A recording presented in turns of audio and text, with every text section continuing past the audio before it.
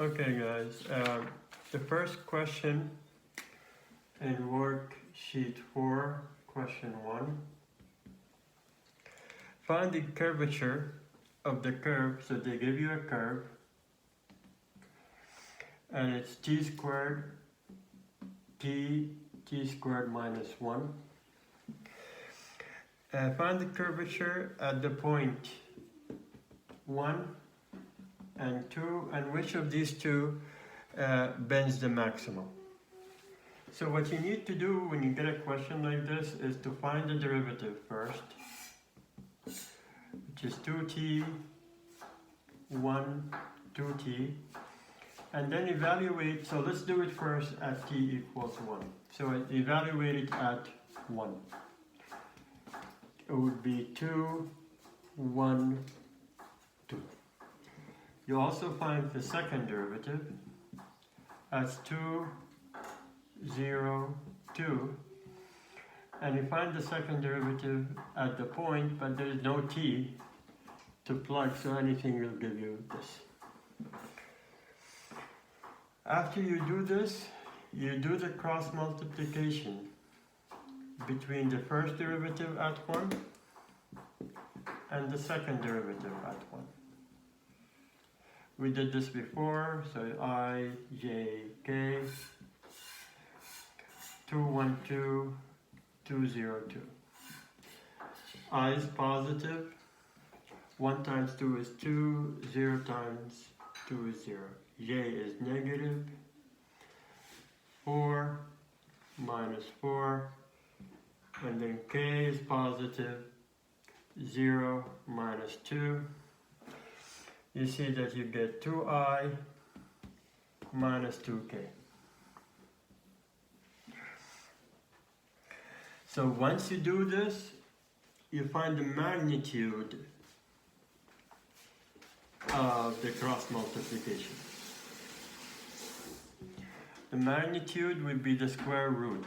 The first number squared and the second number squared. That's 4 plus 4, square root of 8. So now we know that this is the magnitude of the cross multiplication. You also find the magnitude at 1. The derivative, the magnitude of the derivative at 1, which is this one. The magnitude, you take the first number squared, second number squared, and the last number squared. That's the square root of 9, that's 3. And then you say the curvature of the curve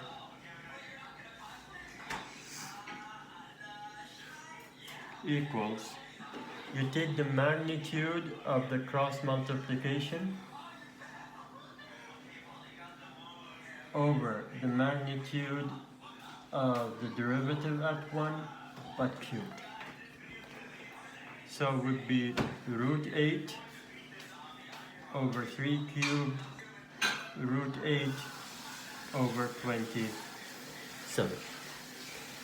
This is the answer when t equals 1. So again, I'll talk about it quickly. You find the derivative of the curve, plug 1, second derivative, plug 1, do cross multiplication, find the magnitude of the cross multiplication, the magnitude of the derivative at 1, and apply this formula. So now we know it's root 8 over 27. And if I take my calculator to just find roughly what is root 8 over 27 is, this one here is, you don't have to write this, but just to remember, it's 0.15. We'll do the same thing when t is 2. We still need to do the same steps. So you find the derivative at 2, the derivative and the second derivative, but now, sorry, that was 1 and the previous one. We need to plug 2. If you plug 2, this would be 4, the middle still 1, and this would be 4. And the second derivative at 2, it doesn't matter because you have nothing here. Then you do the cross multiplication.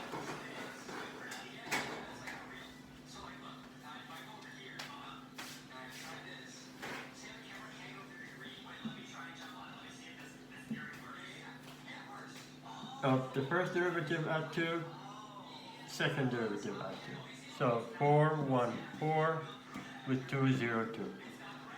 I is positive, 2 minus 0, j is negative, 8 minus 8, k is positive, 0 minus 2. You get 2i minus 2k. You take the magnitude of this times this. That would be 2 squared and minus 2 squared, again root 8. So you also do the magnitude of the derivative at 2. Derivative at 2 would be this one, 4 squared, 1 squared, 4 squared, 33, square root of 33. So the curvature of the curve would be the magnitude of the cross multiplication over the derivative cubed. It would be root 8 over root 33 cubed. You can leave it as it is. You don't need to simplify or do anything.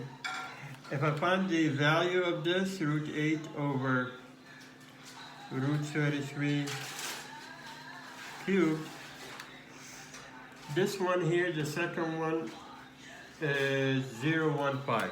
So the first one is 0.105. So the first one is more. He asked a question at which of these two bends the maximum. I'm not sure exactly what he means by at which one of these bends the maximum, but I think which of them give you the highest number. So the first one, t equals 1, bends more. Or the curve at t equals 1 because it has the highest number. I think that's what he means by the question. So this is the first question in worksheet 1.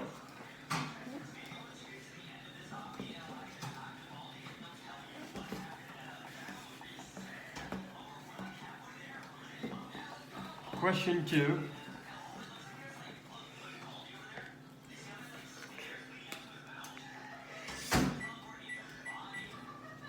Question 2, sketch the domain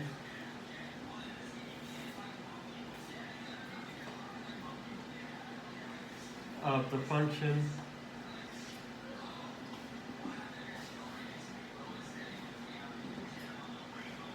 sin inverse x plus y. Now, what you know that x plus y, you can only have a sine inverse as long as it's between 1 and negative 1.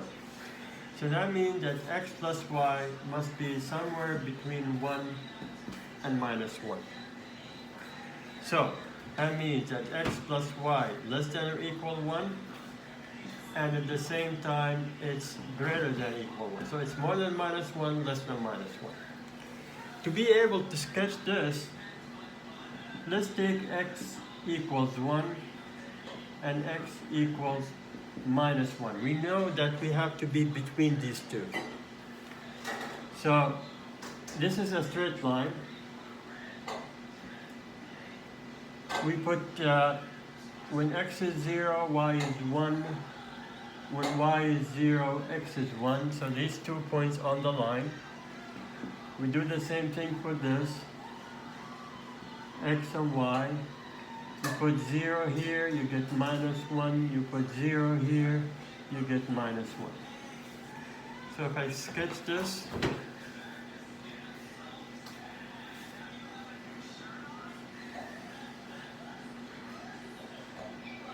one, 2, 3, 1, 2, minus 1, minus 2, minus 3, minus 1, minus 2, minus 1. I need to find 0, 1, 1, 0, then this is my straight line.